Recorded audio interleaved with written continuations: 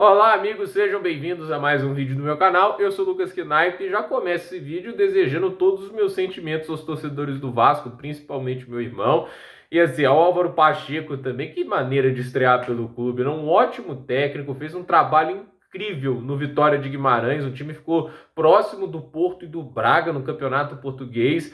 E assim, né, tudo que aconteceu com o Vasco hoje, né, que situação, né, tipo, é até curioso perceber um time do Tite conseguindo uma goleada, né, porque nunca foi parte ali da estratégia Tite, que sempre foi muito conservador, mas o jogo de hoje se desenhou de uma maneira cruel para o Clube Cruz Maltino, né, que começa vencendo, tem o gol do Vegete, né, os primeiros minutos do Vasco em campo são bons, né, os primeiros 15 minutos, mas vai passando o jogo, o Flamengo vai crescendo na partida, vai aumentando a intensidade, e mesmo no 11 contra 11, né, já vira um 3-1 ali no fim do primeiro tempo, e aí a expulsão do João Victor deixa tudo mais difícil, né, porque com um a menos o Flamengo continuou pressionando, continuou indo para cima de uma maneira que a gente talvez não esperava que um time do Tite fizesse, foi ampliando o placar, ao ponto até do corintiano Gabigol fazer o gol no final, né? Engraçado até que o Gabigol foi compartilhar um versículo bíblico depois da partida, né? Mas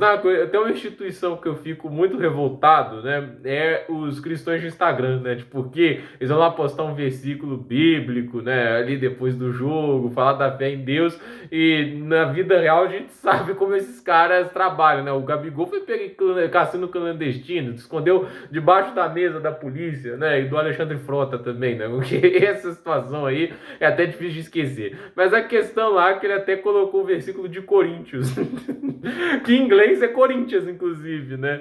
É um pouco engraçado porque o torcedor do Flamengo tá revoltada com isso. Que é uma coisa boba, né? Mas já tá de má vontade e aí fica nessa situação. Mas até ele marcou o gol no final. E assim, era o que tava faltando para deixar tudo pior, né? Tipo, é a pior goleada que o Vasco sofreu do Flamengo em toda a sua história. Antigamente tinha sido com 6-2 na década de 40, né? Só para você ter ideia. E assim, eu acho que culpar o Álvaro Pacheco, que acabou de chegar, é muito cruel. O cara não teve tempo direito para trabalhar, para implementar as ideias.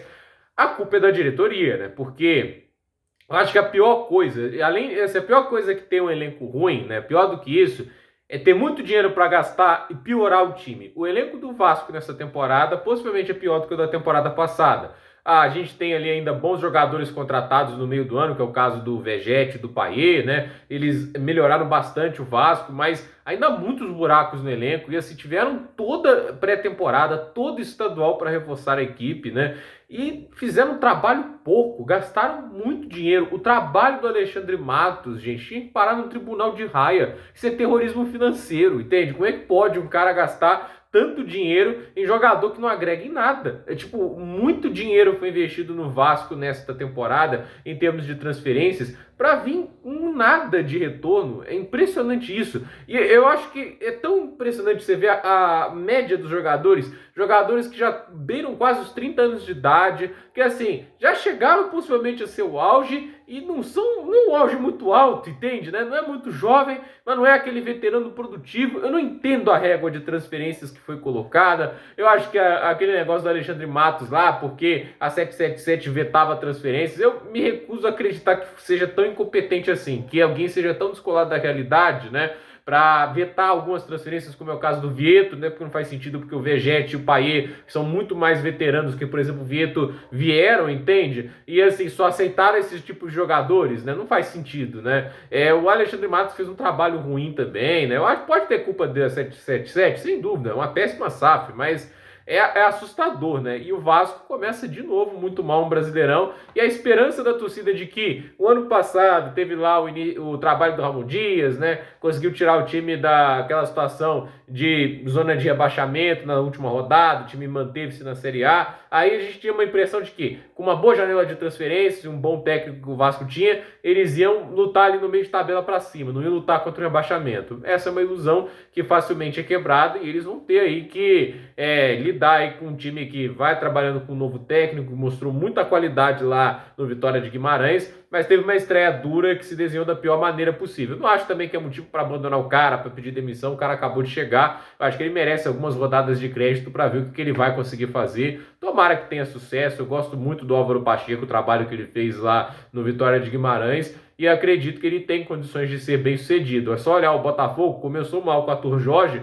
e foi melhorando. O Zubel já está fazendo um grande trabalho no São Paulo. Bons técnicos precisam ali pelo menos de umas 3, 4 rodadas ali para fazer a coisa ajustar e melhorar, entende? Eu acho que o Vasco trouxe um bom técnico, mas é a primeira rodada dele para estrear, né? Tipo, como técnico foi péssima em termos de o confronto que ele teve que enfrentar. E o Flamengo teve uma atuação assim boa, o time melhorou daquela fase ruim com o Tite, mas a gente não sabe também o teto de produção desse Flamengo com o Tite, o mínimo que eles vão entregar. Ainda é um time que tem seus probleminhas a resolver, mas pelo menos nesses últimos jogos encaixou melhor e o Tite vai entregando um pouquinho mais daquela solidez que a gente espera ver, né? E também o retorno do Arrascaeta ajuda, então a gente viu um Flamengo hoje que jogou muito bem e teve uma imposição, né? Um volume de jogo que é muito anormal para os padrões Tite de futebol, né? A gente sabe que é um cara muito conservador. O Tite não monta equipes encantadoras, ele tende a montar equipes eficientes. Então,